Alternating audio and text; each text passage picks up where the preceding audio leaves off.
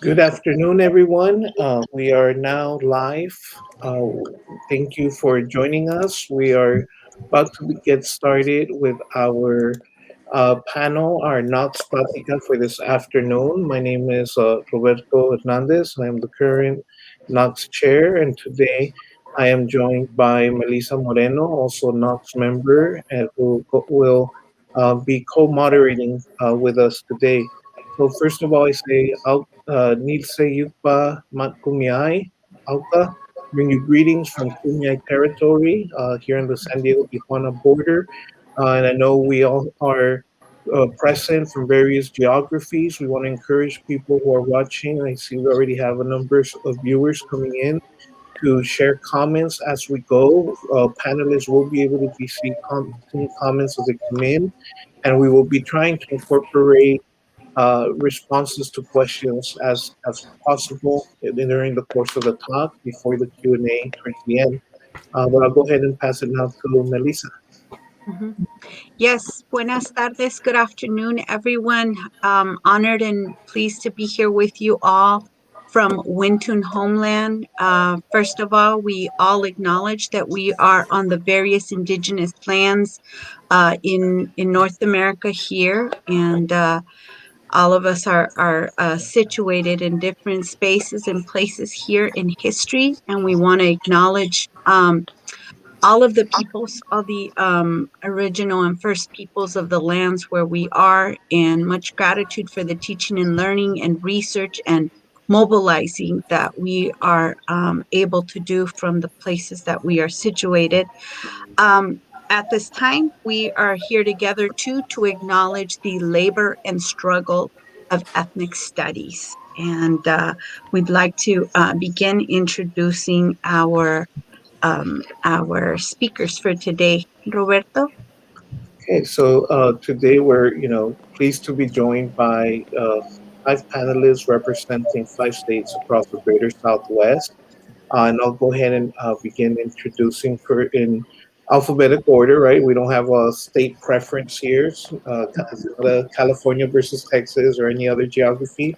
Uh, so first of all, we have Chhalane Lechuga, Associate Professor of Chicana and Chicano Studies at Metro State University in Denver, who is co-editor of an Introduction to Chicana or Studies textbook that takes a Colorado regional approach, and she teaches Intro to Chicana, Chicano, Chicanic Studies with university students and concurrently enrolled high school students in Denver public schools.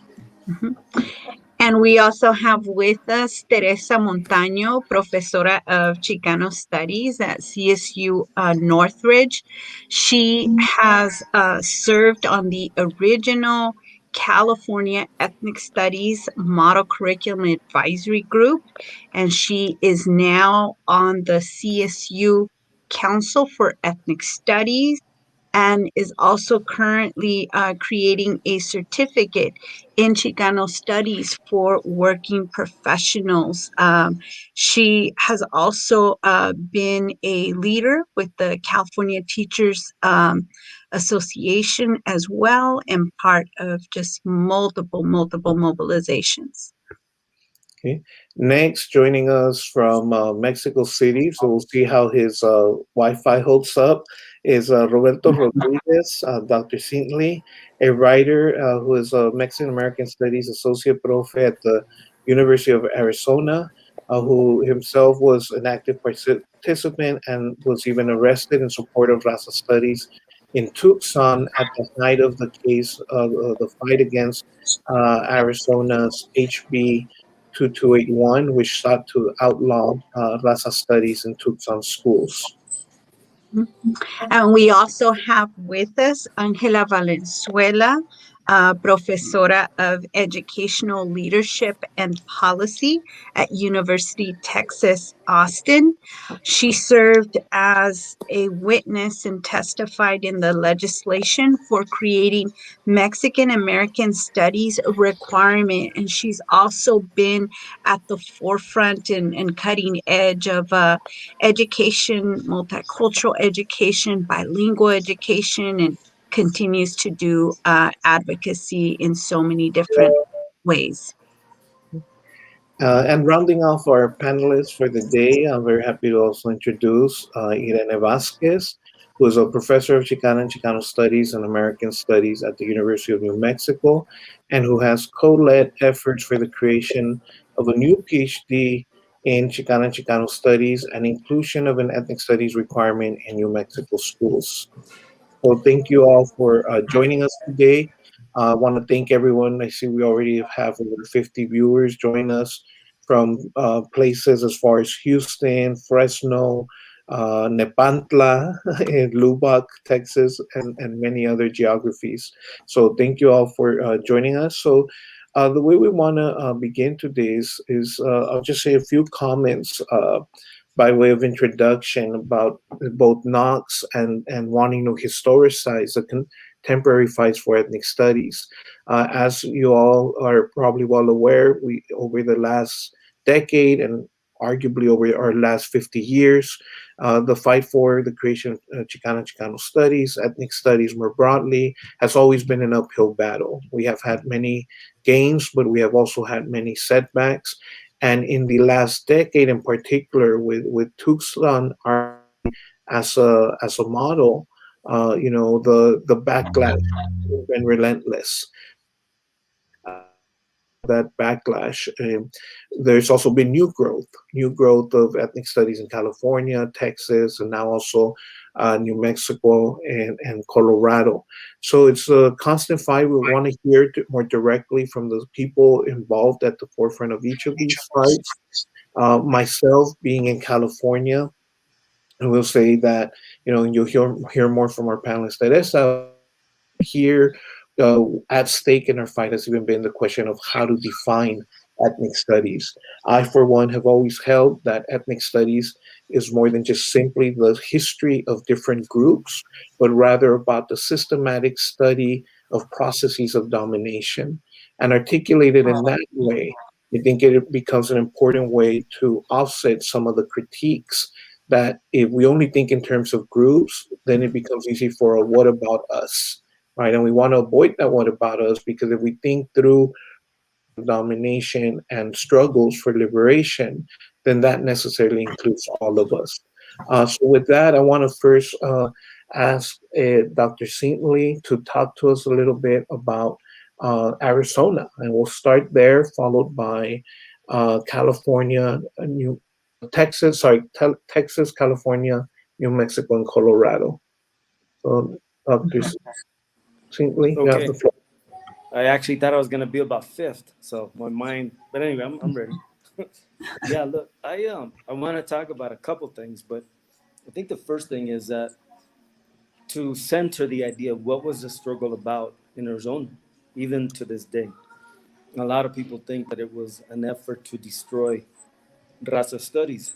Even the name got destroyed, so to speak, because it was called Raza studies, and then because of the struggle, it became Mexican American studies at the K through 12 level. Even my department at the U of A, which technically had nothing to do with that. But anyway, so a lot of people think that's what the struggle was about, the effort to destroy the program.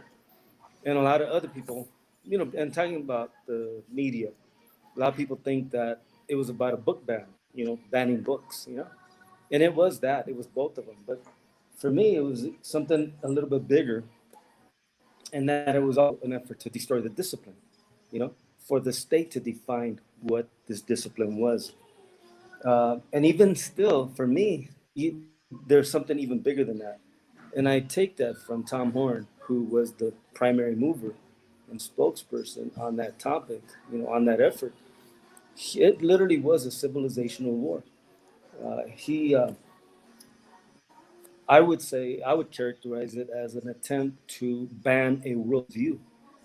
I think those of us that have been around forever know that where Raza studies began and where it's gone through a number of phases.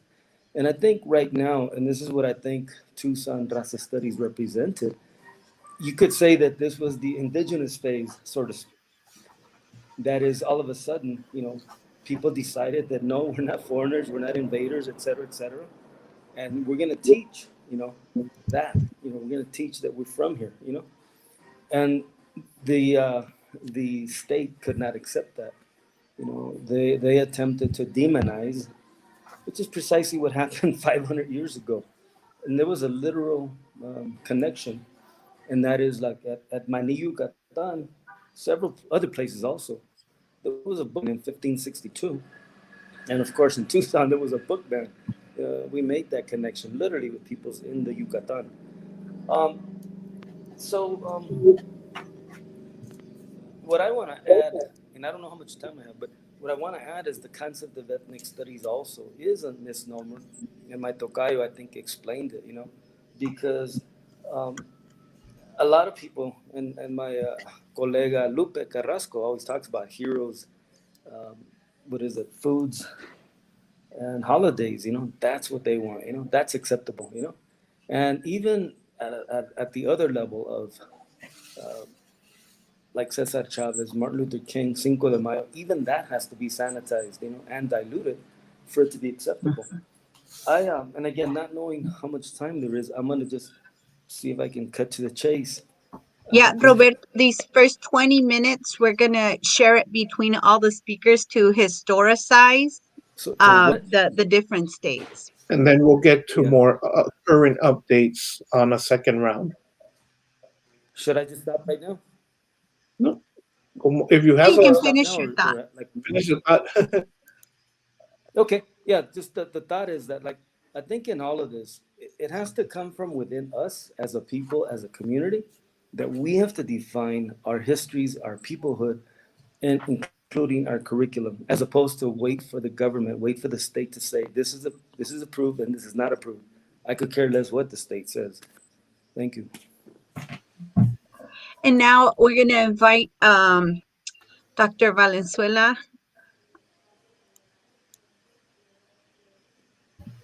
Thank you. It's a pleasure and honor to be here. I'll just connect to Arizona, the more recent history. There's a deeper history. And actually, I'm going to say that we don't have the full historiography of ethnic studies in our community. It could just begin with oppression, right? The initial experience of oppression is when it began. But that said, what happened in Arizona was very, very pivotal in the more contemporary moment. I think for the reasons that you stated, Roberto, the indigenous part is real for us. And we're always on native land, and we're re-indigenizing in the context of our own work in Academia Cuautli, our escuelita here in Austin, Texas, and the work that we do serving fourth and fifth graders in a number of elementary schools. It's a really beautiful curriculum and pedagogy that we have. We talk a lot about pedagogy, but I want to, curriculum, but I want to really underscore pedagogy and put forward that the process of learning and how we teach is probably just as important because it involves our values, the sharing of our values and our, what we seek out of an education as a community in struggle. And that's based in the moment and the kinds of opportunities as well. And of course, the pedagogies that are premised on all that we bring, right, as Mexican American, indigenous, native peoples to this continent that the continent so desperately needs for its own salvation, right? The ways of knowing, the epistemologies that are so life-giving and nurturing that really should be for all. That said, we're seems like we're forever enmeshed in struggle. In 2014 and earlier, actually, we began advocating for a Mexican American Studies course in Texas. We were denied that. We were offered to make a request at least for texts and books, but then that pressed the issue of a course that would have to be aligned to some texts And so we kept pushing. It's a long, kind of winding, sordid story here in Texas with real pushback by a conservative state board of education that denied us initially all of this. And so we just made an even larger claim for ethnic studies. We were undeterred, and we are the NACCS Tejas Foco. We're the Foco in Texas. That have been very well organized. That itself is its own story. It didn't begin in 2014. I would say probably goes back to 2003 when we first started getting organized as a state. What happened was that we finally won in 2018 ethnic studies as an elective course at the high school level, with ethnic studies defined as Mexican American, African American, Native American, and Indigenous and Asian American studies, to be inclusive of other ethnic studies as well. And so then what happened in the legislature this year, what's happening is we have a bill that would create a pathway to graduation where Mexican American or African American studies, inclusive of all other ethnic studies, would count in lieu of world geography or world history for graduation. So it doesn't take away world geography or world history. It just is another pathway. And so that's how we language it. The bill is still at play. Cristina Morales, our state representative, she's championing that. Boy, we need our champions. And we have her. She's doing all that she can in the legislature to get that passed. And at the same time, we're fighting the backlash, House Bill 3979, which is an anti-critical race theory bill that implies all the work that we're doing and that we cherish is very much at play right now in the Texas State Legislature. So it's kind of having to work both ends of the, of the agenda, the reactionary, and then the progressive agenda. And I think someday this will just be called a good education, right? It doesn't have, with no qualifiers, it'll just be what really all of us need, the good medicine for the future of our children and community and society. Thank you very much. Okay, we're gonna pass the next to Theresa Montano, but I do want to add very briefly. I want to thank you, Angela, for mentioning the focus. In terms of NOCCS, the focus, the regional groupings are a strength. I know that Texas focus is strong. Some focus are stronger than others, but it's also perhaps a moment for us as NOCCS to reinvest ourselves in re-energizing those focus as the center of activity, especially in these fights. So with that, Theresa? Yeah, hi. I'm going to share my screen just so that I don't have to go over all of the, can everyone see my screen? No. Press your screen and it'll come up, and then I'll bring it into the feed. Okay, it's pressed. You might have to select which specific screen because it's not coming up in the studio yet. Okay, so then let's not bother with that. I'll just do the presentation. So, like everyone else, I think it's important to recognize my compañero Rudy just the other day when we were talking about this, that, Chicano studies rose out of activism and out of teaching, that it was through that we formed Chicano studies. In California, we have taken a very strong legislative approach for what it's worth to ethnic studies. And so I'm going to kind of go over some of the legislation that we've passed, what's happened with the curriculum, and a little bit of the results at the present time. So we began this battle also very heavily influenced by what was going on in Tucson, right? And Tucson kind of revitalized the Chicano studies / ethnic studies movement in California. So that we began to have a series of bills, AB 331 and 2016, which were bills specifically designed to draft an ethnic studies model curriculum. The argument that some of the legislation used is we can't put forward a bill calling for a requirement if you first don't have the curriculum. The CSU, which is the largest public university system in the state, the union within the CSU, California Faculty Association, sponsored a bill, AB 1460, which won. So every single CSU graduating student must take an ethnic studies requirement prior to passing. And it was very clear in that bill that those would be 4 disciplines: Asian American Studies, Chicano Studies, Latino Studies, African American Studies, and American Indian Studies.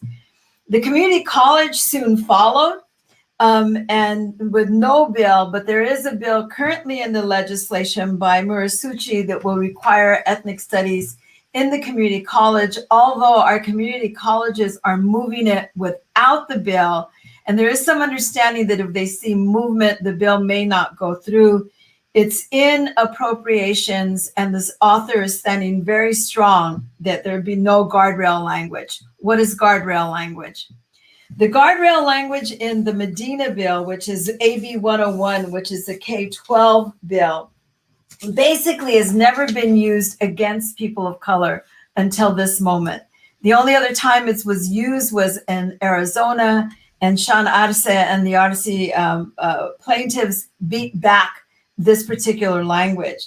And the language basically says that any district that reflects or promotes directly or indirectly any bias, bigotry, or discrimination against a group of people is subject to a lawsuit. That is problematic given the rise in conservatism and the like Angela said, the anti-critical race theorist folks in the state of California. We found out yesterday that the Jewish Weekly has been asking school districts to submit all their ethnic studies curriculum to the Jewish Weekly so that they can begin to look through that curriculum. It was a public information act. So as a result of the curriculum development, which I don't have time to get through, we basically saw Chicano studies reduced in the model curriculum. Chicano studies was reduced to 77 pages. There were egregious errors in the curriculum: Mexican muralists labeled Chicano muralists, a watered down definition, no Central American studies. And we saw many of our elected officials pay much more attention to their lobbyists than to their people. And I'll stop there and discuss the next steps later. Mm-hmm. Yeah, we'll get to some of the updates right now. We appreciate you all giving us a little history of what's taken place, and we want to invite Irene to tell us a little bit about the history there with the contemporary struggle. Buenas tardes, and thank you so much for the invitation. When we look at the state of New Mexico, generally, what we have been trying to do is to advance Chicana and Chicano studies as a site of knowledge and action, working towards the understandings of ourselves and our communities in relation to knowledge production and liberation. I work at the University of New Mexico, and when we began our strategic plan for growing Chicana and Chicano studies in the state, we sort of began with what were our options. We weren't a department. We had a minor. There were discussions about, do we want to develop a major or a graduate certificate? And very soon, all of our stakeholders, that include faculty, staff, students, and community representatives, we decided we want a full comprehensive program. We want a program, that has, all of the above. But the graduate well, first we needed the major, and then we worked towards the master's and the PhD program. And what our struggle has been, because we've continued to grow. In Chicana and Chicano studies, we have a dual enrollment program. We've worked with over 600 students, granting them university credit in Chicana and Chicano studies. We've now worked toward the recognition of the AA degree in Chicana and Chicano studies at Central New Mexico, and now are in conversations with a couple of the UNM branches to make something comparable possible beginning in the fall. And now we've also entered the arena of professional development. part of our growth has been dependent on the recognition that we cannot stay within the university. And of course, the Plan de Santa Barbara and other founding documents were always about getting into the schools, getting into pre-K, working the pipeline at all levels. And that has been, our priority. So now we've begun in the last 4 or 5 years to work with legislators who are putting together the framework for K through 12. I can say something more specific about those bills, but I want to say, what we come up against is, the resistance to ethnic studies programs, as being sites that exercise self-determination and autonomy. And of course, by self-determination for us, we mean that we, whoever the stakeholders are, we set our educational goals, we evaluate whether we achieve them, and we make the choices and generate our own solutions. And then when we talk about autonomy, we're talking about the ability of our program to act on behalf of our communal interests and our own direction, because we're always going to run up against those walls, whether they're committees, whether they're boards of education, whether they're legislative bodies. But how can we put our own selves in the driver's seat to ensure that whether the institutions accept us or not, we are building our field of study. Thank you.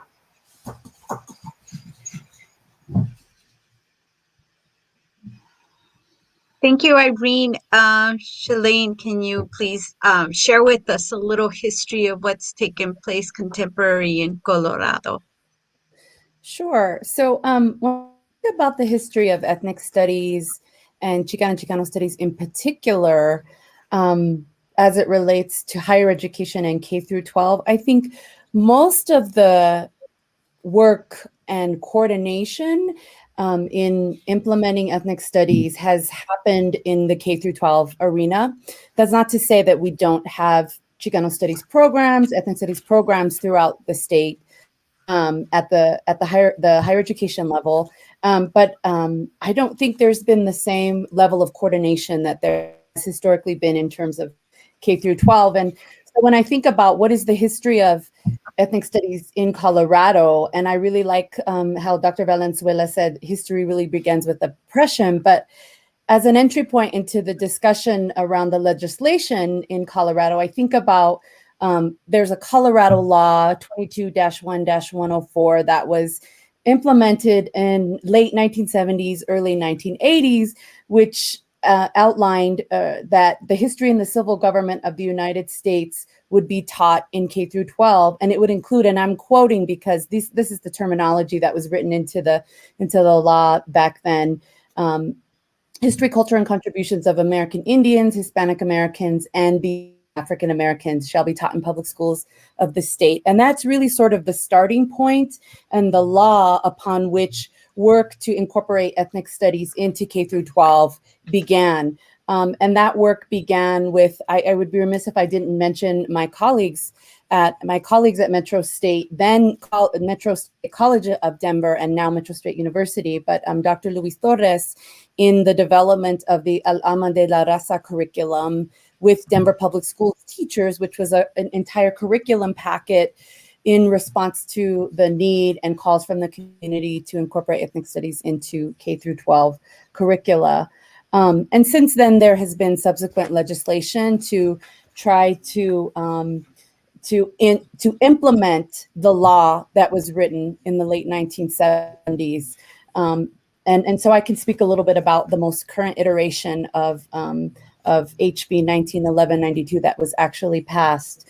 But in trying to sort of track the trajectory of this particular effort, it really sort of does begin with that Colorado law. And again, at the higher education level, there isn't any kind of statewide legislation that has outlined what that might look like. And so it's been incumbent upon individual colleges and universities to decide what that looks like. And so, as you can imagine, there's inconsistency in how that gets carried out across Colorado. Okay, thank you all. And we want to move towards current updates from each state and what are some of the present and current updates as it relates to legislation in ethnic studies or Chicano studies in your state, and where process is it?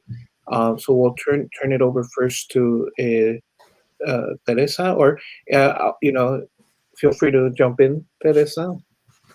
Okay, so I basically told you that where we were in terms of AB 101 and which is a K-12 bill to make ethnic studies a graduation requirement in every K-12 school in California. Right now, that bill is in suspense and it contains some very disturbing guardrail language.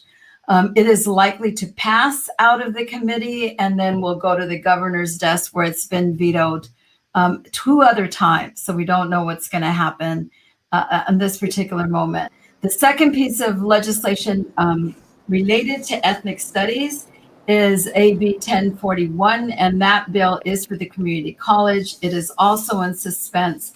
We're not really sure what's going to happen to that because it may be moot given that the community college is already moving in that bill. There are 3 other pieces of legislation that kind of talk to us about why, as Chicanos, we haven't thought about a Chicano Studies initiative in the state of California, where we represent 54%. One bill is Ramos's AB 1504, and that's an American Indian Studies bill to make sure that throughout this curriculum there is Native American Studies. The second is AB 1039, which is a Vietnamese American curriculum. And the third is Henry Stern's AB 693, which is an attempt to go back to the genocide and Holocaust curriculum and broaden out that curriculum. The reality is that ethnic studies right now is where it actually should be, and that's in the hands of educators. It is going to move district by district, school board by school board, and it's going to be incumbent upon us to make sure that what districts adopt is authentic ethnic studies. And the rest I'll address when we talk about next steps. Okay, Irene, Dr. Vasquez, do you want to talk about New Mexico's current legislation?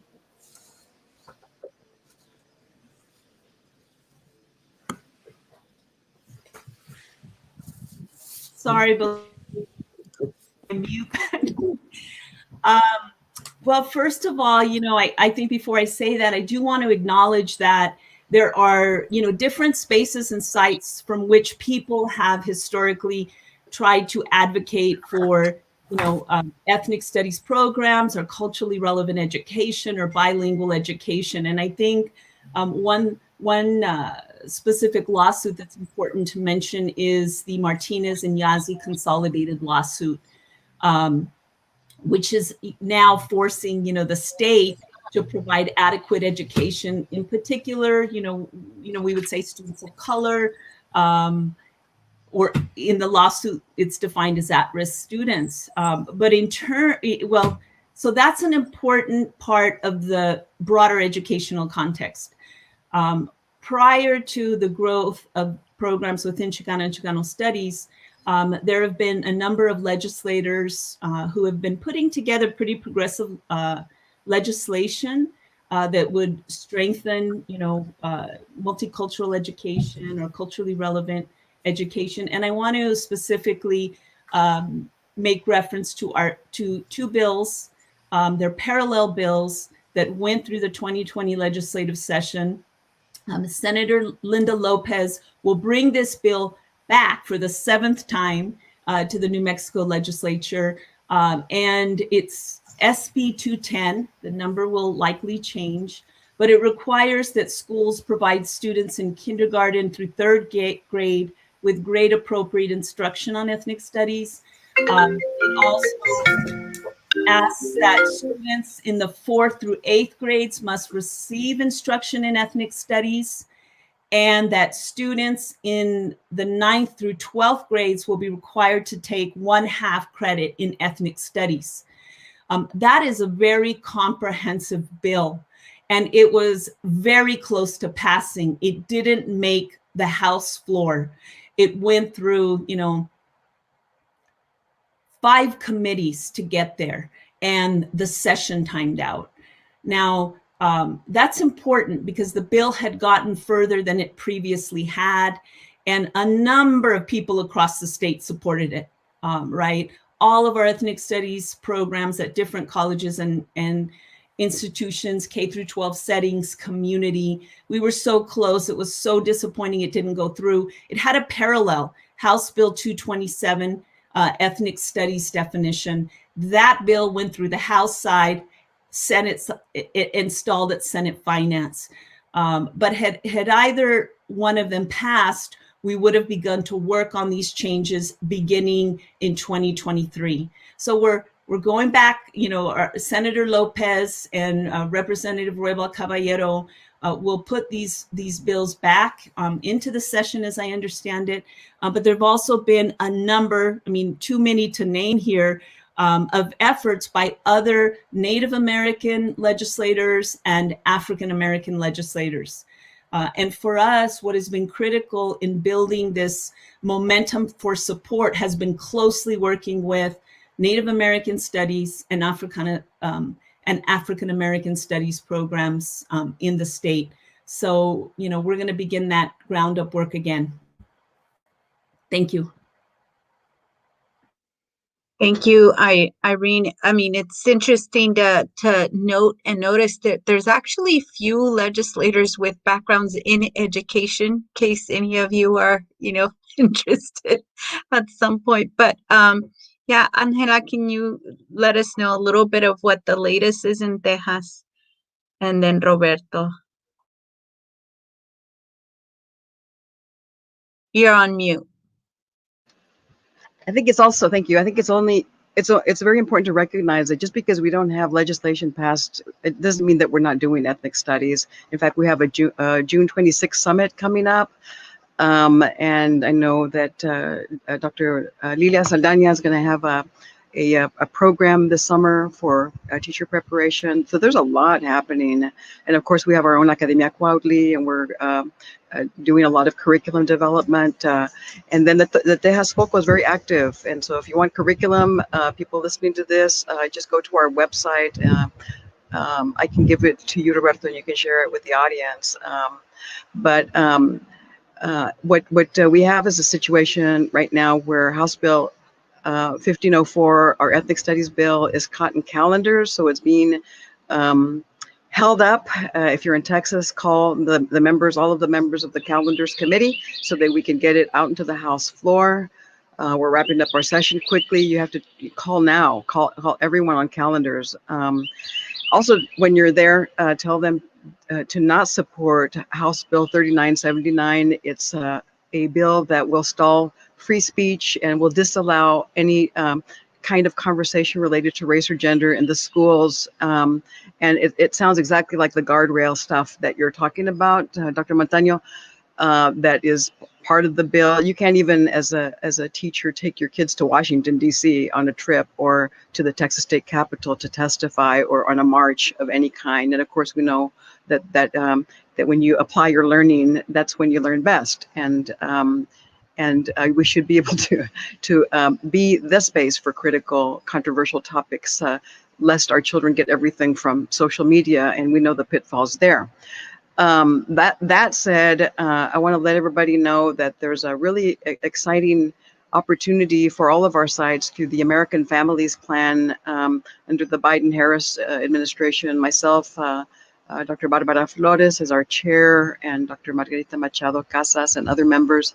We were able to secure $20.8 billion for Grow Your Own Educator programs, for teacher residencies. Joaquin Castro is a real champion, Congressman Castro. He's working on an appropriations bill for culturally relevant curriculum development. So do support Congressman Castro and what he's trying to do.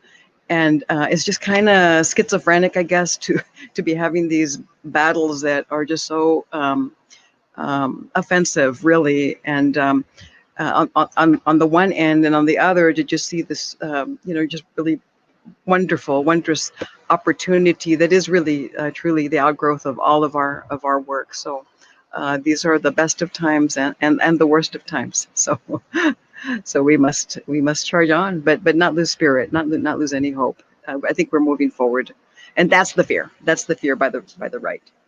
Yeah.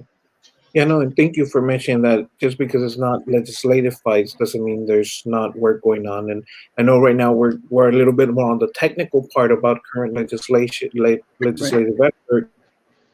But then after Dr. Rodriguez here, we'll shift more to that conversation of the broader efforts and what successes and limitations underway. Yeah, Roberto. Yeah. Yeah. So I want to do the solutions part, but that'll be part of the next phase, right? So what I wanted to do is because right now we don't have, to my knowledge, legislation in Arizona, but I think it's critical that people know the end of the story, so to speak, of HB 2281, the lawsuit, etc. So the lawsuit ended in victory. However, as probably most of you know, there's still no more Raza studies in Arizona. So most people would think like, how could that be? It's like winning the desegregation lawsuit, and there's still segregation. That's what happened in Arizona. There was victory, but no Raza studies. Now we can say lots of things like why, et cetera, et cetera. The point is, it doesn't exist. What exists right now is what they refer to as culturally relevant curriculum.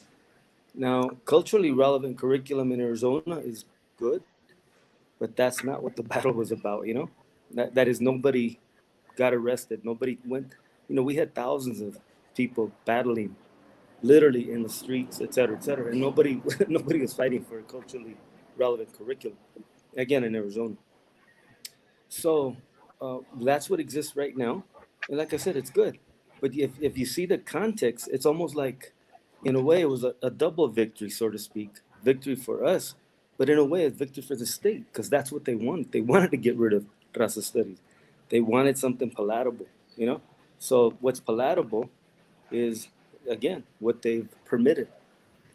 So I think, um, yeah, there's a lot to say about that. But the main idea is that that's a warning for us, you might say, that even when we win, it's not enough. We have to be able to be on top of it and follow through. And that's why I said, like, so I'll be brief because what I have to say about the solutions is the next phase. Okay, thank you. Chalene? Sure. So I can sort of speak specifically to HB 1911-92 that was passed in 2019 and then implemented in 2020. And there is this question that I think those of us in Colorado are contemplating, and is this ethnic studies, is this multicultural studies? And so I'll leave that debate, that discussion aside for the moment. But what I will share is that this legislation was passed, and it mandates funding instruction in public schools for history and civil government of the U.S. and Colorado to include, and again, I want to read just for the specificity of it, to include the history, culture, and social contributions of American Indians, Latinos, African Americans, and Asian Americans, lesbian, gay, bisexual, and transgender individuals in these minority groups, the intersectionality of significant social and cultural features within these communities, and the contributions of persecution of religious minorities. And this language, as I mentioned at the beginning, is a reiteration of the previous language that was included in the Colorado law implemented in the late 1970s. This legislation also includes a high school graduation, as well as creates a commission to embed these perspectives in K through 12 curricula. So it's both an embedding of these perspectives into the curricula and then a high school requirement. And it also requires local school districts to convene community forums every 6 years to revisit some of these standards. And so this is certainly progress for the state of Colorado in terms of this curriculum. I think I think there are other things happening in the context of this legislation, and in that the commission is getting ready to provide their recommendations of the changes to the K through 12 standards to the State Board of Education, I think, next few weeks. And so we'll have a chance to sort of see what that looks like. And the commission is made up of several folks across Colorado who have some level of expertise with this content, but certainly expertise in the context of schools, in that they work in school administration. And then one last thing I want to say, but I can address it more specifically later, is that local school districts, I think, are doing what I would characterize as a better job of moving more toward an ethnic studies, incorporation of ethnic studies, as you started to articulate it, Roberto, early on. And so I can talk a little bit about what that looks like. But again, sort of when I think about what does this mean for the state of Colorado, I have to think about the context and that history that we shared. And so this is certainly a win, although I have seen work happening locally that is moving us more towards what I would argue is ethnic studies specifically. And the last thing I wanted to say about this is this recent iteration of legislation was sponsored by Representative Bree Bonteo of Southern Colorado, Senator Julie Gonzalez, and Representative Serena Gonzalez Gutierrez, who is the granddaughter of Rudolfo Corky Gonzalez. So there's some nice continuity there. Great. We have been getting a number of comments and questions in, so keep those coming. We'll definitely be coming back towards those questions. And a number of you began to touch on important points here, including that even when we win, right, it's not enough. But one of the areas where, to kind of shift more to a conversation about what have been some of the successes and limitations of even how we debate or talk about ethnic studies. I think Dr. Rodriguez also and Dr. Lechuga began to touch on it, right? This multicultural education, ethnic studies, Raza studies, culturally relevant education. I mean, arguably, even the history of ethnic studies, let us not forget what began with the fight of the Third World Liberation Front for Third World Studies, right? That was then won, but under this name of ethnic studies, that already began the first kind of obfuscating of what it is we really, really do and what we're trying to do in terms of our education. I guess perhaps before we move to around for anybody who wants to take on this idea of what are we to do. We have respective fights at each state, but how do we tackle these broader questions around naming, around framing, how we construct the idea of Chicano studies, ethnic studies, more largely or more broadly. So anyone that wants to jump in on that. And can I say, just to add to that, doing that while also tending to the whole CRT debate and conversation at the same time. Right. So I'll start with that, because that's been something that one of the lessons learned in the work that we've done in California is there are a couple of things that come to mind. One is that, you talked about the Third World Liberation Front and its pivotal, and foundational work in establishing ethnic studies in the state of California. But I think for Chicano studies, we have to remember that our particular discipline grew out of the struggle of high school students, thousands of them walking out of schools demanding Chicano studies. And I wonder, and this is one of the things that, you can always wonder in the past, but we need to learn for the future, if when we had approached ethnic studies as the call for ethnic studies, whether or not we really intended to do disservice to the discipline of Chicano studies. And I don't think we did. But in the reality, what we're seeing, especially in the K-12 world, is that folks are moving towards ethnic studies, and even in districts that had Chicano studies courses, That is now going to become like, first you take ethnic studies, right? Because that's what the law says. And then you, if you have time, can take Chicano studies. That's something that we're really going to have to pay very close attention to. In addition to the attacks on critical race theory, on ethnic studies is about all ethnicities. We are going to have to take on, and many of us in education, really come out of the multicultural education world, the culturally responsive world, the critical race theory world. We built alliances there.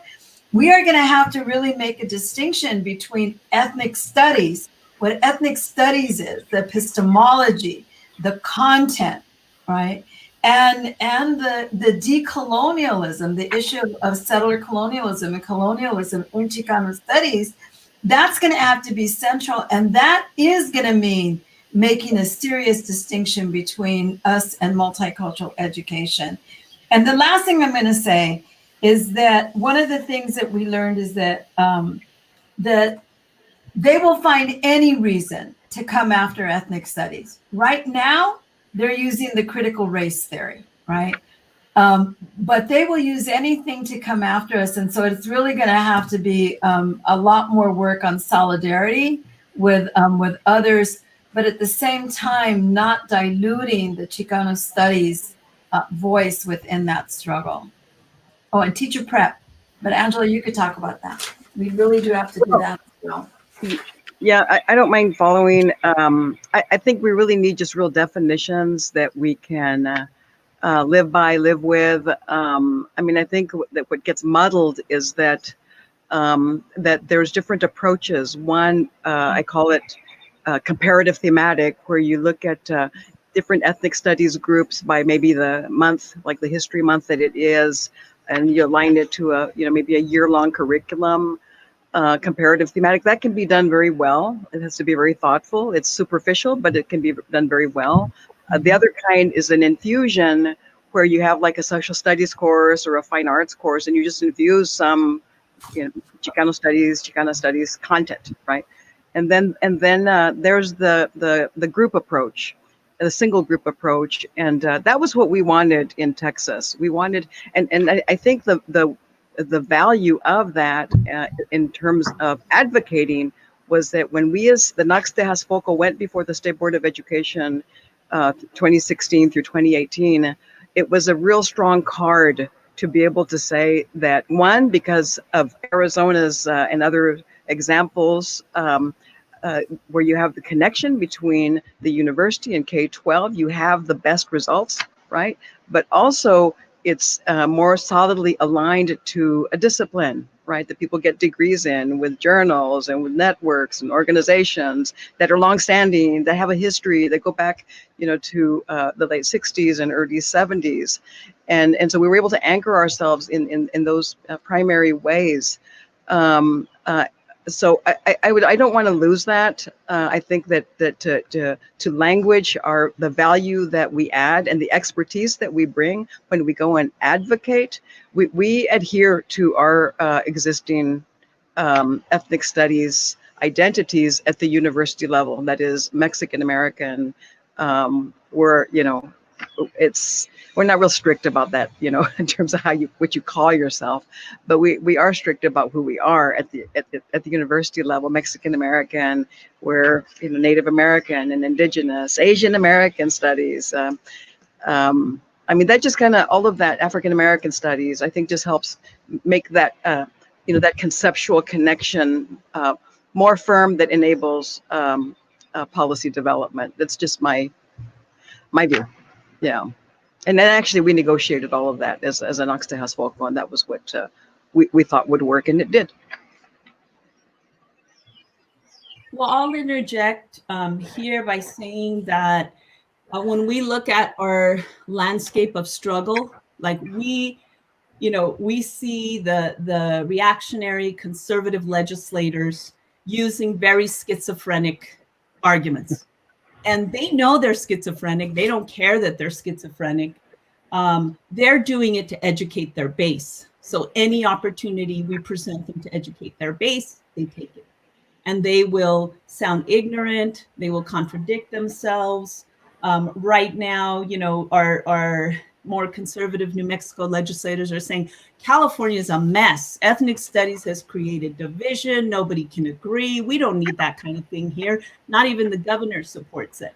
Or they'll continue to say, we need more diverse perspectives than ethnic studies is offering. What about this group and that group? Or they're slanted. They know, the buzzwords, they know how to educate their base. Where where we are is not only do we have to counter that, right? Continually on an everyday basis, but institutionally, but we also have to project what we want. And so, in terms of our work, what we try to do in New Mexico is to be multi-pronged. As we're advocating for legislation, as we're fending off those attacks, we have to continue to do that work in the K through 12, especially with high school teachers. Now we're working with middle school teachers. It's a lot of commitment and a lot of time, but it came back to us in a very positive way this year because in working so closely with high school teachers, the principals came and said, the teacher you're working with is doing phenomenal. We want the same thing for everyone. And so next year we have 4 invitations to do professional development. Generally, we don't think of ourselves in this way, but it's a crisis. We have to get into the schools. We have to support the teachers. They're having their own struggle in schools and districts. And it helps, when you have college faculty there in the classroom interacting with the students, offering dual credit. And so we have to create our own climate of support. We also have to be intergenerational. And part of that is working with the high school, middle school, pre-K, K teachers, but also, of course, bringing in our maestros, right, our scholars from the community. A lot of folks who are retired, who did a lot of the work in the 70s and 80s, they want to give back. They come, they do workshops for free in music and art. They are participating in our professional development sessions, and art is integral. We also have to be able to shift, right? We got to move into the online spaces. We got to be versatile and skilled in that area. And if not us individually, then we got to identify those folks. We have to cultivate our relationships with the science folks. We don't have enough students in the sciences. Those teachers are desperate for ethnic studies pedagogies. And that's kind of an area we're going into. But we just have to continue to build as we struggle, because reacting to the reactionaries will burn us out. And so how do we create greater networks of support within the state? Now we're working throughout the state with NMSU, Western, Eastern, Northern, Highlands, the community colleges. And if everybody, can participate in this effort to fend off the conservatives, advocate for the legislation, build our programs, and doing our own research. We have folks who want to come in and research everything we're doing, but we haven't seen them at the table with us. And it's sort of like, we'll have folks say, well, you're not being objective if you're studying yourselves. Well, we've already broken down, objectivity, and we have to begin to be in a position where we generate our research with community, with students, and we take it out. I think I go. Yeah. Yeah, no, adelante. All right. Open round. I wanted to, in terms of solution, I need to go back a little bit, but then also go forward. Remember, I mentioned the concept of or the banning of books. I think I don't know how many of my books were banned because everybody's books were banned. But I remember talking to Cherie Moraga, and she says, "You know what? None of my books were banned. Think about that." And of course, what that points to is that, like, even internally, we have to widen and broaden what we teach, because her pedagogy, her knowledge was not being taught, which represents something. In other words, we're talking 60s, 70s knowledge is okay, but not what Cherie Moraga, etc., would represent. Anyway, so I thought I'd mention that. Uh, let's see. And I mentioned the concept of the banning of a worldview. or even philosophy. And I think that's what's at the core of it, because I hope I don't forget, so I'll say it right now. I think I see us after 52 years, we're still talking about a people and a nation in formation. In other words, just like I forget who said it right now. It might have been Angela or Irene. That it this didn't this topic didn't just pop up out of the blue. It was struggle, as a people, not just as educators. We at a certain point said enough. And the question is, are we or are we not a people in formation, a nation in formation? Those answers have to be, or those questions have to be answered. And anyway, the point being, for me, at the core, it has to be indigenous. But what does it mean to be indigenous? So for me, what I have here is part of that character is, again, that our battles, or not even battles, our existence goes back literally thousands of years. That we acknowledge. Okay. Second, we're anti-colonial, you know, and that's where the struggle comes in. So we're indigenous, we're anti-colonial, anti-imperialist, pro-labor, and anti-patriarchal. So that has to be what we as peoples have to do. Now, how it gets implemented in curriculums, that might take a different shape, but as ourselves as peoples, that is elementary. That has to be the foundation and the root. Um, And so that's why I say that has to be independent of what any bill or any state or any district says is good or not good. We say what's good or not good. And if we have to be in conflict with each other, then we do it respectfully. Hopefully, the battle should be amongst ourselves, not against the state or the district. But of course, we'll battle them. Um, Now, in terms of what's next, um, in a sense, I already just mentioned it. That is that I think that if we decide as peoples or as a nation or whatever we end up being, that we have to create that which is being prevented. We have to be able to express, who we are, our worldview, our philosophy. And that's our task. Now, knowing the reality that we all live, we all live in systems, right? Systems of, whether it's legislature, whether it's universities, K through 12, whatever, community colleges. We know that in the end, it's almost like, how do we teach who we are in those systems? And we do as best as we can, but it can't be upside down. It can't be their approval and then we do it. No, it's got to be the exact opposite. So that's how I feel. And I mentioned what happened in Arizona. I think every one of you here was very much attuned to what was going on at the time, and I can guarantee you, it was not about X teacher or X program. It was about that literal philosophy. It was that civilizational war. They, and they literally were, what do they call them nowadays? Evangelicals. It was Western civilization versus savages. That's who we were. And that's what the battle continues. We can call it or give it a fancy name, but that's what it is. They see themselves as the providence, manifest destiny, American exceptionalism. They're bringing us civilization, and we're rejecting it. So how dare we reject their gifts? And I think it's almost like that's why it's a battle. And if we pretend otherwise, it's like missing the point. It was never about a book or a program. They don't want us, or if they want us subservient, without our own thinking, our own philosophies. That's why I mentioned, and I think all of you know my work. It's kind of like we've been here thousands of years, and we don't need permission. Thanks. Yeah, no, thank you. You bring a number of important points that really get at the root of what's at stake in these fights, and there has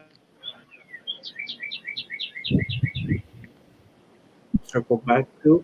One comment I wanted to mention, I believe, forget who it was that said, I believe Dr. Vasquez, was that we don't need to be constantly reacting to all these attacks. We know the attacks are coming. There'll be more.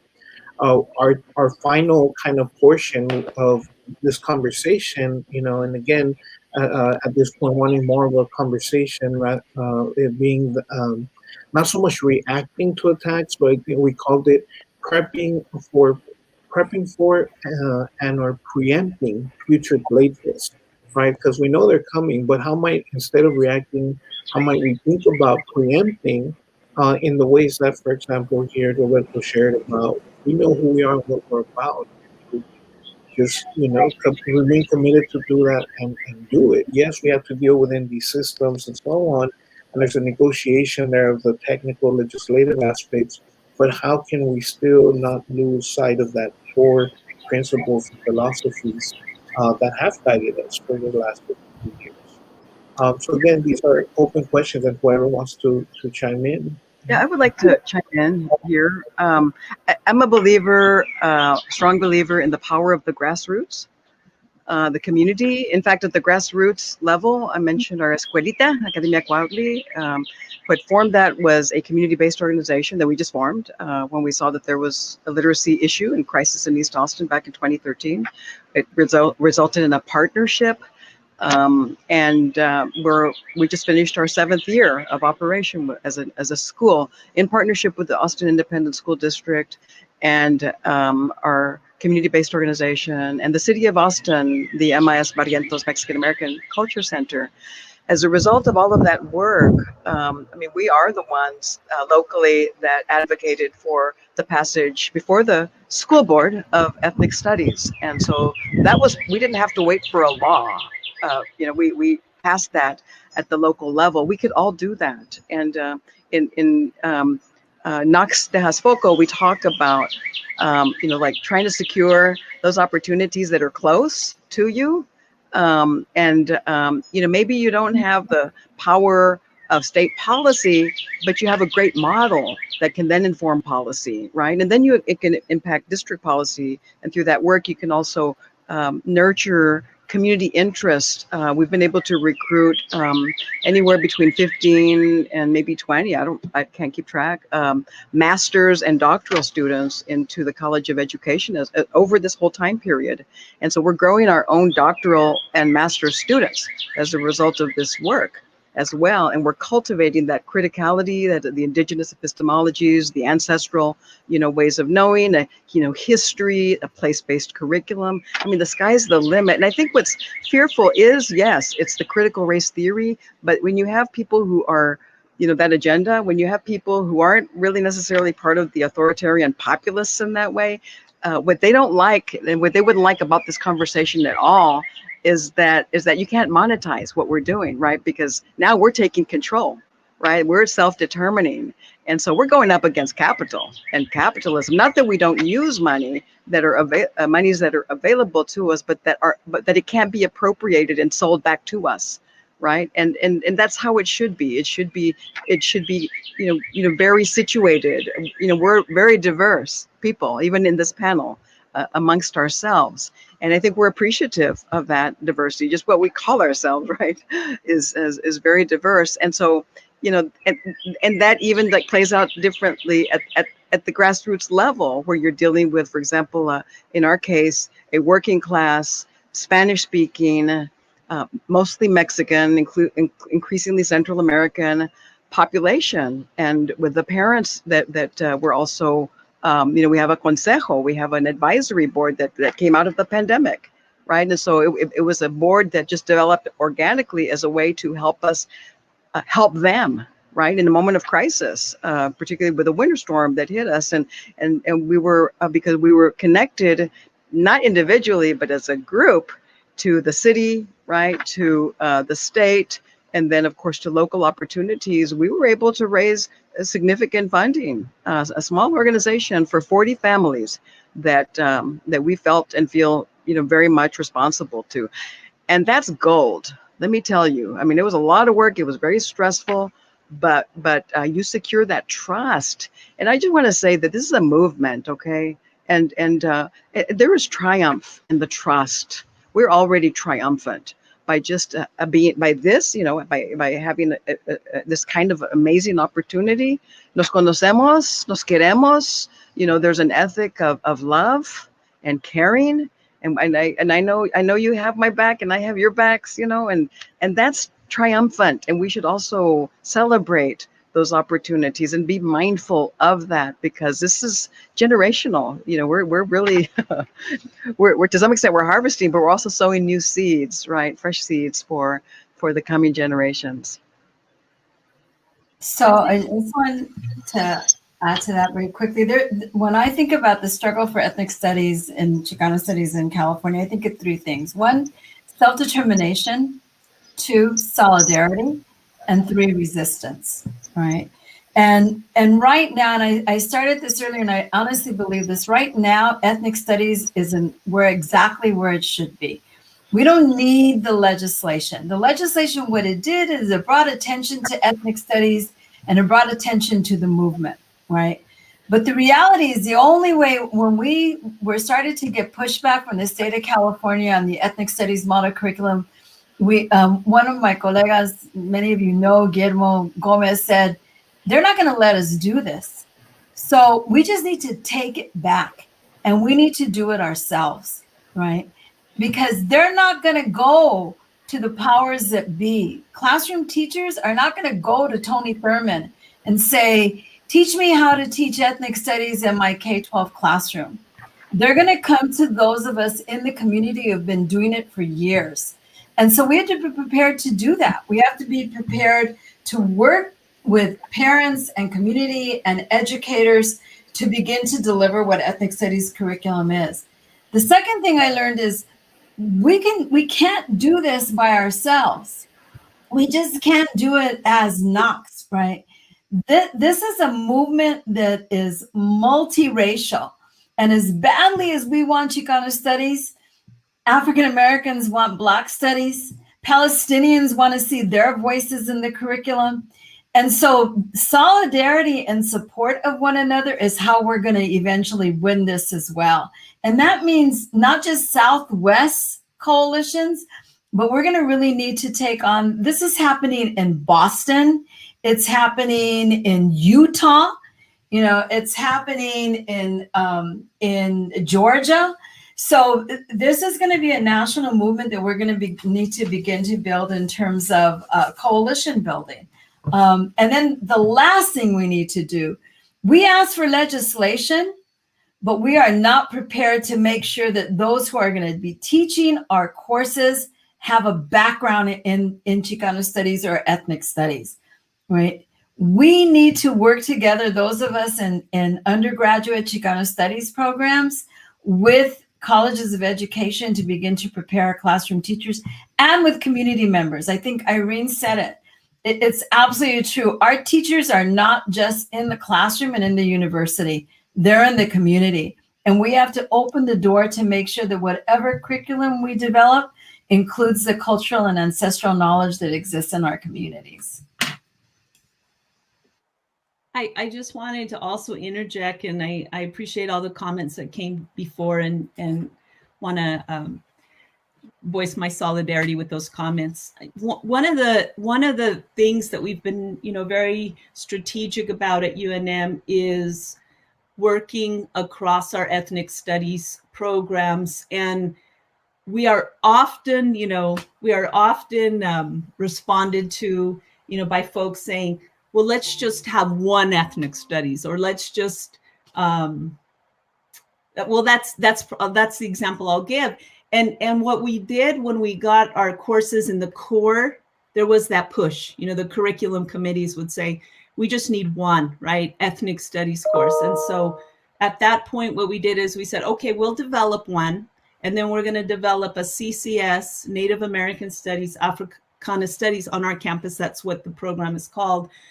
We were behind. I mean, we know in California and other areas, they were already doing this, right, in the core, whether it's humanities or social sciences or fine arts. And so we developed that ethnic studies course together and proposed it, so that when we go to the high schools and they say, well, we just want to have the ethnic studies course, then we we're very diplomatic about it, but we say, okay, well, what we would like is the spectrum of choices. So if we agree to offer the dual enrollment ethnic studies, then you're also going to have to offer the other courses. Sometimes the other programs don't have the capacity off campus to offer those, but we always advocate for it. And we always say the school needs Africana studies or Native American studies. And the thing about it is, even among the legislators, there are legislators of specific ethnic backgrounds that produce legislation for their communities. But we do show up, right, and lend our support to Representative Lenti has been introducing, legislation around the Martinez and Yazzie consolidated lawsuit. We will be there for them if they ask. And actually, they themselves, in his case, Representative Lenti will say, we want Native American educators teaching Native American studies specific to particular, Native American communities. And in that way, we're fortunate because, there will be no deal at the end of the day, we think, among our legislators, right? Which is what happens, right? Because they have their own constituencies and processes. And that's one of the ways we've done it. We've come together when they tried to standardize the core and get rid of our courses. And there is that strength. And it is about showing up. It is about speaking out. It's also about sharing resources. If there are programs that may need them to offer a course or to have a particular speaker. And so there has to be a lot of intentionality. And that's one thing that has really helped us in our efforts in New Mexico. Yeah, Charlene, or should I? Yeah, I can speak to curriculum a little bit. I think so. In Colorado, we do now have the legislation, but sort of facing the challenge that is right that comes next, and that you all mentioned, and that is, what is the infrastructure that we have to begin to be responsive to these mandates? And I in my estimation, we aren't as coordinated statewide in the way that I've heard and have learned from folks on this panel that you all are. And so I think that is a next step for Colorado in terms of coordinating across the various spaces where this work is happening. When I think about the legislation in particular, I do think that there are opportunities. Well, there is a current effort to revisit the La Alma curriculum and update that, right, as it was developed in the 1980s, and now, right, there's a mandate for its implementation, or at least its implementation of curriculum like that is built in the La Alma. I think about at my institution, MSU Denver, there are ongoing conversations about how we're going to respond to the what will inevitably be increased in asks for this kind of content, this kind of pedagogy, this knowledge, and the fact that we are very small. We have a very small Africana Studies department. We have a very small Chicana Studies department, a small Gender, Women, and Sexuality Studies. We have an Ethnic Studies department at CU Boulder, and then we have various programs across the state, but that's the extent of our formalized programs. And so we're limited in terms of how we can respond to these calls for this knowledge, for this content.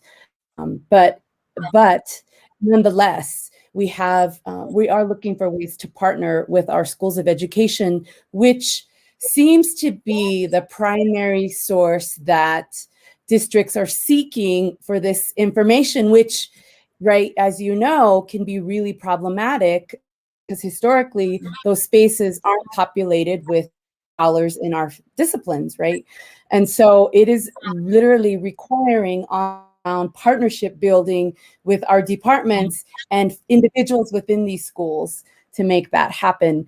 So all of that to say that we have a lot. So yes, we have the legislation, and that's been a really important, I said before, but then the infrastructure and the resources to support that work needs to follow, as well as the coordination. I just mention something quickly that I alluded to earlier. The Denver Public Schools has been a bit on the forefront of some of this work, in that the school board recently passed a no KNOW, justice, no peace resolution, where in addition to this legislative mandate, they have called for the incorporation of curriculum that is transformational, humanizing, anti-racist, and asset-based. And so in a lot of ways, I feel like they're sort of moving, again, if we think about that continuum where our scholarship they're moving more towards what you were articulating in the beginning, Roberto, a really careful analysis of systems of oppression and how our communities are impacted by that. But that is only happening. And Denver Public Schools is the largest district in the state. So again, that's a positive, but that is only happening in one place in terms of the larger state. Should I go, or do you want to, Tocayo? Were you gonna I say was something? no adelante, since I got dropped for a second, so I don't know where the conversation went. I'll catch up in a second. Yeah. Well, yeah, I was gonna say I wanted to explain the concept of creation resistance. I think somebody was talking a little bit related to that, but the way I wanted to explain it was within the context of our Arizona battles. Uh, everybody's familiar with Jan Brewer, Tom Horn, and a couple Nazis, from Arizona. And, we battled about 10 years at least, if not 12. I forget the number of years.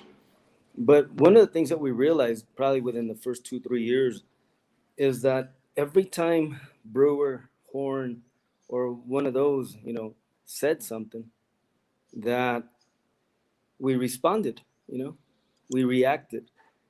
And so after a while, we were like, hey, you know what? They're moving our agenda. They create the conflict, etc., and we respond. In other words, you call it whatever you want, but in other words, we were being reactionary. We were reacting to them. Although in reality, they were reacting to us. If you remember, they created that legislation to stop what we had created. Um, at the same time, um, it's important that our battle can't simply be reaction or resistance. That's where creation comes in. And I'm not talking about only about our 7,000 year maize-based history, that which you all know, but I'm talking about, like, while we're battling, even right now as we speak, while we're battling, what are we creating? And that's what I was referring to earlier. And I think that Theresa mentioned it. There's legislation. Well, everybody's talking about it. There's legislation everywhere. How many? Too many. The point is, so we're supposed to respond to each and every one of them, and then somehow create our vision based on all that legislation. Like I said, I think that's working upside down. So we have to create. In the midst of these battles, no matter what they throw at us, we still have to create. So I know that everybody does differently, and we've all worked collectively and individually, etc. And I think that's why the importance of curriculum development. All the scholars that I know do incredible work. I think if there's a shortcoming, it's the writing. That is fantastic work, but it doesn't translate to, like, you want to teach a 5-year-old a concept. In other words, that's what we should all be doing, being able to, write so that people can actually understand us. And I'll give you a small little story, and then we can move on.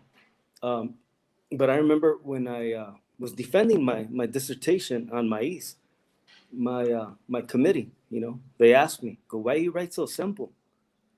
And I said, I got a big old smile, and I said, "Well, that's because all the knowledge that I have came from my elders, including my own parents. So if what I write they can't understand, I go, what's the point? So in other words, we have to be conscious that who are we trying to reach? If we're only trying to reach each other, then that's fine, right?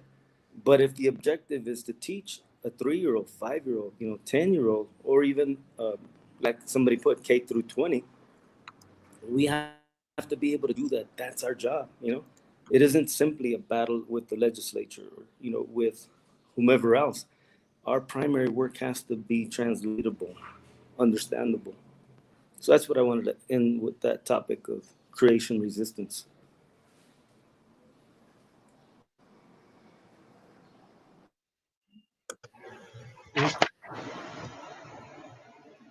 So I think at this point we're gonna be asking to move towards the next steps. How do we move forward, and perhaps take some of those questions, Roberto, that have been offered as well. Yeah, so I'll be adding a couple of the questions. Some are much longer, so I'll maybe ask them more myself. But there was a good question that I had noted earlier, and maybe we could start there. Here we go. And Henry Bo Etheridge asks, which approach has been more effective, top down or bottom up? And so anybody that might want to. Yeah, I don't know if the question is bottom up or bottom down. I think the question is more a collective question in terms of K-12 working with higher education. And that to me, again, I'm reminded by Rudy when he said he became an activist scholar because he was forced to write Chicano studies curriculum because we had fought for it, right? So that pedagogy and activism within our field are inextricably linked. We wrote the curriculum in response to the call, and many K-12 teachers were among the first to write Chicano studies curriculum. And so I think it's a partnership. I don't look at it as a bottom up or a top down. I think that what we need to do is we need to build that coalition. And in response to what Roberto said, I think that's exactly what we did in California. When I told you Guillermo Gomez said, we need to take it back, we actually looked at one another in that room and said, well, we are gonna take it back. And so we formed the Liberated Ethnic Studies Model Curriculum Consortium, and we're developing, curriculum. Guadalupe Carrasco Cardona is one of the co-chairs of that. Guillermo's a part of that. We have folks from Asian American Studies, Tanya Jaco from Black Studies, who's a K-12 teacher, who are actually beginning to develop curriculum to go out into districts. So I think you're right, Roberto. We just can't just push back. We have to really think about creating as well. And it's not K-12 to higher ed or higher ed to K-12. We're linked, and we have to move that forward. And I agree with Chalane, getting those colleges of education to accept us as equals is going to be a part of the problem. That's going to be a big issue for us.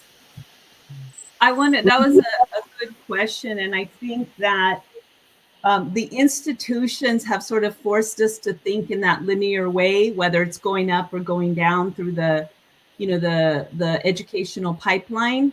That, works to the construction of that kind of framework works in the favor, right, of the, I guess we'll say, the dominant elite, or those who are making decisions about education. But you're absolutely right that they are interconnected.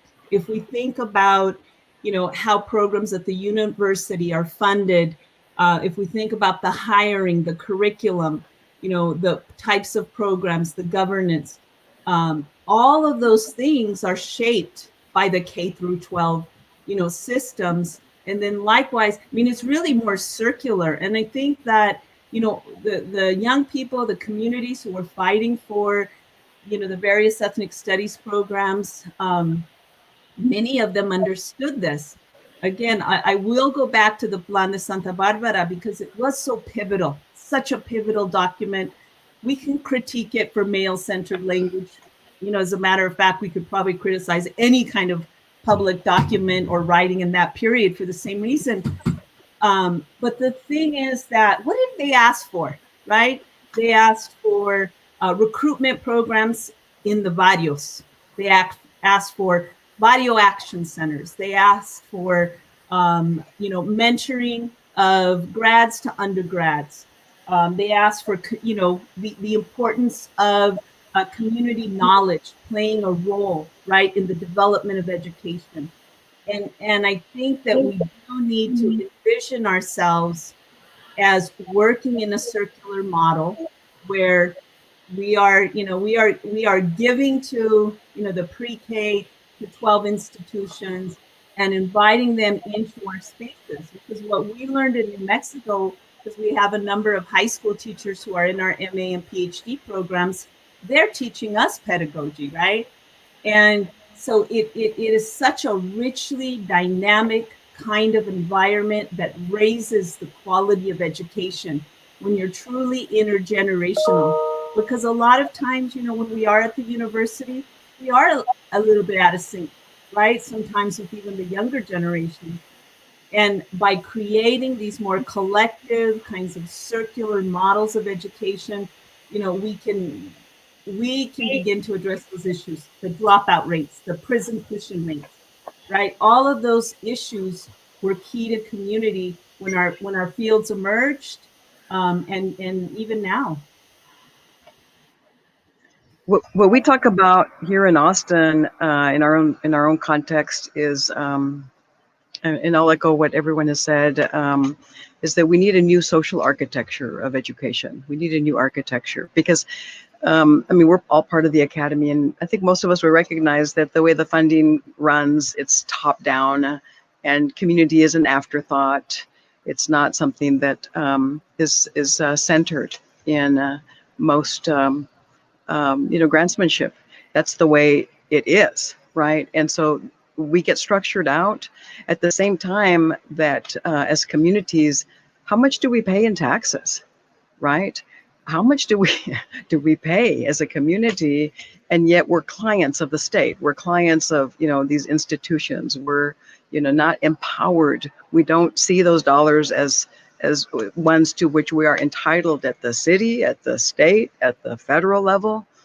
And so I think we need to have a shift of, in our communities at the base where we understand what we actually contribute to this country, right? It's significant once you add in the sort of the burden of history, right, of forced labor and exploitation. And what we're still addressing these days in the economy, being this lower sector of the working class. What we have to do is really rethink, on the one hand, those dollars to which we have immediate access. So we were able to help our parents because we were able to in the winter storm, because we were able to get local resources. We have access to those resources, but we have to be connected, right? Again, not individually, but in a community that itself is connected, because no one can do this all by themselves, right? No one does. And I also think that our strength is, we talk about top down, but our strength is real horizontal. Theresa, you and I belong to LULAC, right? We're on the Higher Education Task Force, and that's really powerful, and that's grass tops. But it's only grass tops because of the power of the grassroots, because of LULAC. LULAC, the real strength of LULAC historically is the grassroots part of that, right? And it's almost in every state of the country, and that's major because then the national has something a lot of leverage to impact policy, right? And so I think that at the NACCS Tehaspoco, it's very similar in that we're organized across the state, in the Valley, in San Antonio, in Houston, El Paso, Dallas, Fort Worth. There's another, a group with Orlando Lara, another group that merges with us. We're a big state, right? And so that really brings strength and inspiration when we're able to connect. We're also connected to the Texas Legislative Equity Coalition that we've partnered with, and the Texas Freedom Network. Coalitions is the way to go, I'm telling you. And to work, you have to work for the coalition, right? And to help each other out, it's very reciprocal. And so that I think that we have amazing networks. How many people do we in this conversation represent, right? When we start accumulating and thinking of all of those people to which we're attached. And what the right doesn't want is for us to come together. And so they have all of these bills, and they're just bombs, and they're not dealing with social issues, right? The bathroom bill, anti-transgender bill, anti-critical race theory. They're weapons of mass distraction, right? Which means, and we have to fight them, right? Obviously, but they become opportunity costs for the vision of education that we want to elaborate for ourselves in the future. So, we cannot allow ourselves to get sidetracked, and even if we have to, engage the beast, right? The beast that, we have to, but we should not be deterred from what we're talking about, from what we know needs to happen in our communities. Yes, Teresa and Roberto. Well, one of the things that I wanted to mention is the whole question of self-determination and in owning our discipline. You're going to start seeing, now that ethnic studies is really taken off, everybody wants to be ethnic studies, right? Everybody wants to incorporate and profit out of ethnic studies. In the state of California, we have the subject matter projects, like the History Project, right? Now offering ethnic studies workshops where they never paid attention to ethnic studies in the past, right? And not inviting ethnic studies folks into the room. The same is going to happen with Facing History, right? And other organizations who have been about multiculturalism are going to start wanting to be ethnic studies. And we are going to have to be on top of that. Not just our colleagues in the colleges of education, but elsewhere, anthropology, right? And other organizations. We're going to have to be really, really conscious and say that is not ethnic studies. What we have in the state of California, Facing History, not ethnic studies. History Project, not ethnic studies. You want ethnic studies, you go to those who are experts in the field. Roberto? Yes. I wanted to, I know that we've all talked about the structure, the battles, etc. But I wanted to talk about one specific thing or idea, and that's the content. And I know that for many people that can be very localized, And I wanted to mention this because this is very close to me. The issue of violence, that's one of the major issues of our times, and we pretty much are left out of that conversation at all levels, whether it's in education, media, government, et cetera, et cetera. And I mention that because I am part of a nationwide project right now. It's a Raza database, and it's almost like, I don't know if we failed as educators, but it's like it's affected. It's affected us forever, and it's affecting us now even more so, and it's extreme. I know seems like the nation finally kind of woke up a little bit when Adam Toledo was killed in Chicago, but that seems to be the only time in the last several years. A lot of my work is from Michael Brown, when Michael Brown was killed in the year 2014.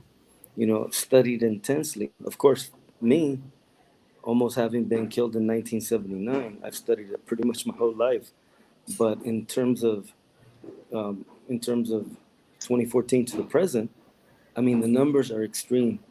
Normally about 200 Raza get killed every year, and about close to 225, 230 African Americans get killed. You know what? Last year, 2020, there was 275 Raza. In other words, we're through the roof, and nobody seems to know that. So I'm thinking that, and I think everybody here, I'm either working with or have worked with on the topic. And again, I know I'm being very, what's that word, narrow here, because Raza studies is everything, right? But I'm being specific because I think it is something that us as peoples is what, and this is what we're talking about, that we didn't form just to form, we didn't just have an idea. We formed because we had these very real struggles that have always been there. The Brown Berets, before formed, and the Black Panthers formed precisely because of this violence. If you track it back, that's why I always say that this violence goes back to 1492. Now, that of course is very principal to my work, and that data. There's about 50 people around the country working on this, and we're almost done in about probably about a month. So that'll, so we'll do that in a second. But the other part that, as you also know, is the maize work that I do. I think that's important because again, aside from being like wiped out from memory, is also we're always being seen as new peoples, or peoples that just got here, and of course deportable peoples. So I think that focus that we have to be able to step forward, and with confidence. We don't need permission from anybody, We have to always be respectful, but we don't need permission to exist. We're human beings. And I think that I, I, uh, I think some of you know where I'm at right now. And I'm actually near Teotihuacan right now, not Mexico City. And this place is the most amazing place. And so part of it is for me, is for curriculum. I want to be able to teach the stories from throughout the Americas. And I'll close it with one little story. When I did that Mai's book, the first place I went to was Mexicayo Academy. And it was 3-year-olds to 8-year-olds. And I pretty much gave my thesis of the book to 3-year-olds to 8-year-olds. And I taught them the story of Quetzalcoatl and the ants and the gift of maize. And after I finished, they performed it as a play. And you could imagine they filmed it too.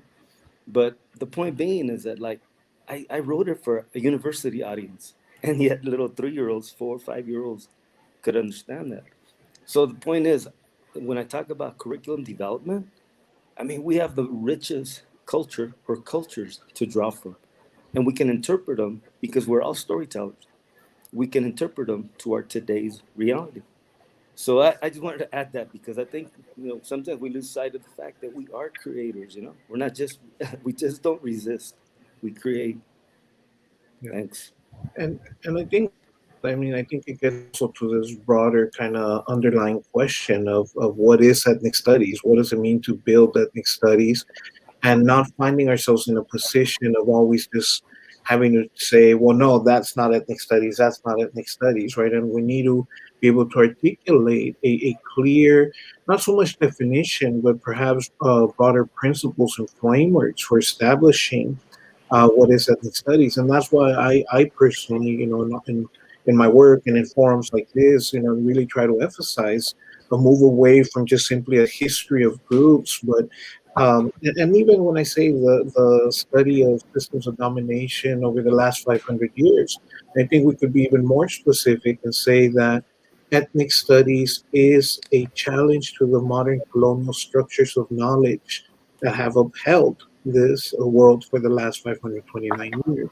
And when framed that way, there's very little anybody from be it multicultural education, culturally relevant, what would have to say, oh well, this is ethnic studies. No, are you challenging the epistemic structures that have maintained the world as we know it today? If you're not doing that, you're not doing ethnic studies. Now, the content then, that's where we draw from these longer histories to get us outside of just thinking our history is 500 years. Right? We have much longer histories than that. However, as an intellectual and political project, if you're not challenging the current structures of knowledge, in place, via Descartes to the present, or a little bit further back with the Papal Bulls, that set the precedent for this savage, civilized dynamic that we're still dealing with in different ways, then you're not doing ethnic studies. I'm sorry, like that's just the reality. But again, how do we have articulations of frameworks as opposed to just saying that no, that is not ethnic studies, not just people who don't know, right? Or a more affirmative uh, an affirmation on our own terms of what ethnic studies actually is, right? This right to exist on our own terms. So I've noticed many of the questions are very specific. I do want to encourage if there's any other questions to write them into the comments. We are um, at 2:45 Pacific time, so we have a few more minutes for before we wind down this conversation. But the second point that I wanted to also highlight is that, and getting at what a number of you here have mentioned, is the need for a broader national platform. I think part of the intent of these NACCS Platicas is to not only be together, yes, once a year in our annual conference, be it in person or virtually as we did for the first time this year, but to have a more continued presence, a more continued ongoing platform, national platform, beyond even just the Southwest. There's been other efforts recently.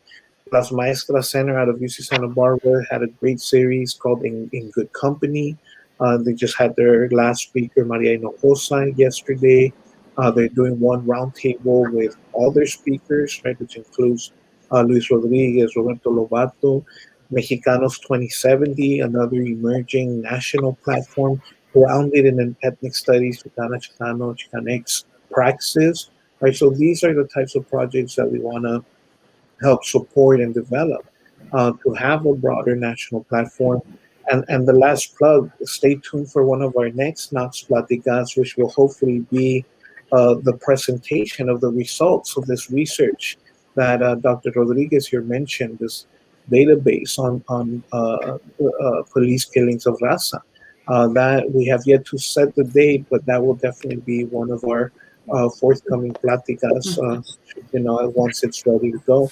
And I also want to encourage, as the new NOx chair, if you have other ideas for national platicas that we need to be having, by all means, email us at Knox or Roberto at Knox, because we want to use these platforms to be able to have this both national conversation, national presence. You know, and I want to, as we wait and see if there's any other questions, maybe give one last round of palabra to each of our presenters here, so we can close us Can off. I just share a quick thought before we go on to the other presenters? One is that I'd like to see in the future if we could also incorporate Oregon and Washington into the conversation. And I know the National Association for Chicana and Chicano Studies. So really, it is, as many of you have acknowledged, this is a national topic, a national ongoing. It's ongoing, and we're just talking contemporary, but we have been struggling for basically our existence, our intelligence.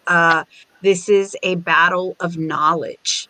When history was established, this whole idea, it's for presenting savage and civilized, and we've really have been resisting, but we have also really been creating. And I think that's, I really appreciate that you all have been also centering on that piece of, in spite of the conditions that we are facing, we've always been facing various kinds of oppressive conditions, right? But under COVID, it really does feel much more amplified. And I want to acknowledge the great losses and grieving that we are doing, that we are undergoing in so many different levels, and want to just appreciate all of you all to be able and willing to continue to share your fire in all different levels, with in different kinds of institutions. So last point is congratulations, Roberto Hernandez, for becoming the chair of the National Association for Chicana and Chicano Studies. It really does matter. We've been waiting for somebody with a indigeneity framework, and so we are really looking forward to the next pláticas and seasons with you. So so at this time we'll take the last I guess we have last 10 minutes for each of you to share your final palabras. Final thoughts, or even more questions, right? Closing questions for us. Y quejas también se valen. We can start with Theresa and Chalaine. Irene and Angela and Roberto. I guess the only thing I wanted to add is I think what Roberto said about the ethnic studies definition is incredibly important, and I think what I would add to that, Roberto, is that we remain very committed to the project for resistance and radical healing, right? I mean, I think one of the things that we often say is we concentrate a lot on the content and the fact that it's decolonial, the fact that it's anti-racist, the fact that it's indigenous, but and many times building that voice and building that curriculum also comes a lot of pain. And I know that within my course, this actually goes back again full circle to the indigeneity of needing to engage my students in the project of radical healing, and then also activist scholarship. So I think that's very critical: epistemology, content, pedagogy, and social action.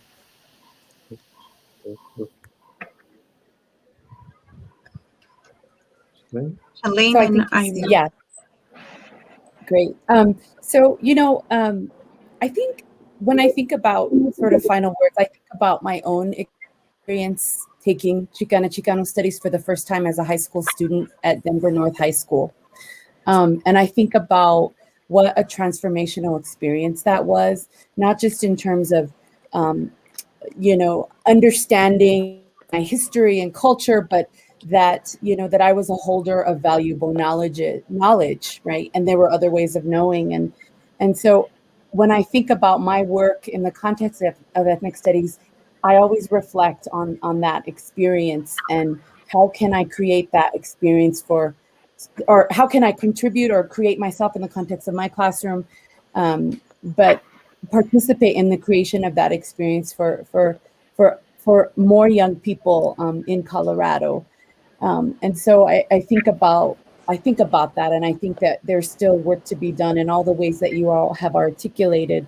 And then I think about NACCS, right, as a new member of the board as well, but also having served in previous times. I think about the power of NACCS. I think about the Colorado Focal, and that was really where the ALMA curriculum began, and the work of moving Chicano studies and ethnic studies in Colorado was situated. And so and our coordination in Colorado has waned in years past, but I think NACCS is a really important space for that coming together to happen, and for that intergenerational coalition to continue to happen. And so I think about what you said, Roberto, about the organization and about sort of how NACCS has a central role to play in building that broader national platform.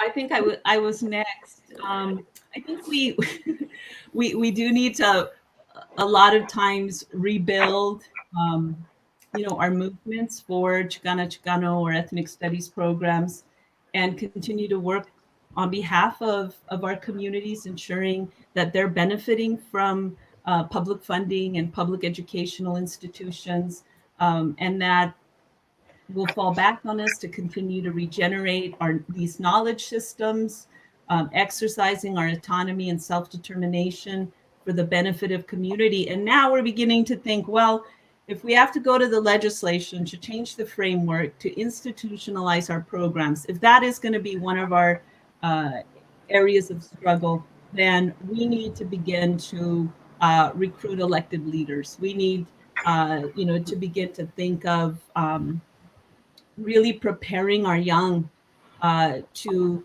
move into all of these areas that affect public education, but that truly change the terms in which they live in, their material conditions. And it's a huge struggle, but our communities have been in this struggle for hundreds and hundreds of years, and I have a lot of faith and hope that we will regenerate a better society. Yeah, I also have a lot of faith and hope. I think it's so powerful when you center your work in our children, the children and the youth. It really just provides that grounding for all of the epistemologies, right? It's so uncomplicated for them, and so I think as we define ethnic studies, it sounds like a project, Roberto, for NACCS, by the way. I'm thinking along the lines of like the National Association for Multicultural Education Standards. Like maybe we should also just kind of like articulate something comparable to that, um, but while also valuing the particularity, right, the situatedness of each context, and I think that's so important. I mean, when you work with children, we have what we call I mean it's Mexica Aztec curriculum with danza, and we have instruction from a couple of our maestras. It's and maestro Rosa Tupina, Yatana Cuautli, and Alejandro Chiavi Martinez, and when, I remember when we first got started, we weren't sure that the students would like it or that the parents would be cool with it. We ourselves were just just beginning, and what we knew from the very beginning is that we wanted to be um, um, an exciting space for the kids. But then, how do you make that happen? What's the alchemy there? And really, it was just being open. Sometimes when you're centered in the university, you're going to miss these opportunities, or even when you're centered in the school district, it's just not going to come your way to have these kinds of opportunities. So I think it's really good to be in the community, right? And we're so fortunate to have the MIS Barrientos Mexican American Cultural Center, but community can be anywhere, right? It can be where two or more gather, right? And you can elaborate a progressive agenda for change. And it doesn't happen overnight. It's a slow and patient struggle, and it's multifaceted, right? But what comes out of that is just real strength and real capacity, and the articulation of values that we collectively share and that we reflect. And I always remember Arizona. It's had a lasting impact on me, on my thinking. I'm thinking of Curtis Acosta's classroom, and also Norma and Jose, Sean, everybody who embraced in NACCS, right, the Mayan notion that you are my other me, right? And so when the radical right is saying that we're about othering, actually we're about othering to the extent that it's about eliminating that, right? That way of knowing that is colonial, and that from which we have to decolonize. We have to decolonize and not be about that, and not be about hierarchy. Why are we failing any children, by the way, in school? I think as we come into our own as a community and we become prominent, let's eliminate the possibility of any failure, right? We really need to like create a new architecture for education that's partnership based, that's anchored in our community. It's what we in the national, I haven't even mentioned NELRAP, the National Latino Education Research and Policy Project, is what we advocate for grounding all of this and anchoring it in the community. I see a time when our communities will confront our institutions of higher education and make demands. They're not doing that right now sufficiently. I don't see that happening, not even at our institution, very much. And that's not going to happen without us also being part of grassroots movements for change. And lastly, just my last comment, again, going back and reflecting on Arizona, is it's about love. It's about caring. It's about, and I can't say that without thinking of our children, right? And how important that was for them in this moment of crisis, for us to be in relation with them and helping them, and them helping us heal. We ourselves have been suffering as a result of the pandemic, and we've all found it to be the healing space that we all discovered we actually needed. Yeah, thank you. All right. Well, I have just two. I want to end up with two very stories. But first, thank all my colegas because it's beyond awesome. 5 are women, 2 are men. So for me, it's beyond an honor for it, me and Tocayo to be the two. And it reflects the struggles in nationwide. The young women of Arizona were the ones that backed it all the way up, all the whole time. Anyway, thank you. And so I want to end with two stories. I kind of fancy myself as a storyteller because my parents taught me lots of stories. So the one story, and I think these two stories typify Raza studies. When I came to this country, I was 5 years old, from Mexico, and I remember they would always call us wetbacks, or mojados. And I was probably about 6 by then, maybe 7, but it was very early. And I asked my parents, I go, how come they call us wetbacks? And I remember it was my father. He says, don't worry about it. We didn't cross the ocean to get here. So, as a little kid, I already had that consciousness, and I knew what indigeneity meant just by that answer. The second story is I was kind of baffled because the people that looked like me were the ones who were telling me those things. Of course, gringos too. But I remember asking my parents because they would get real angry because we spoke Spanish. And I asked my parents, how come they don't speak Spanish?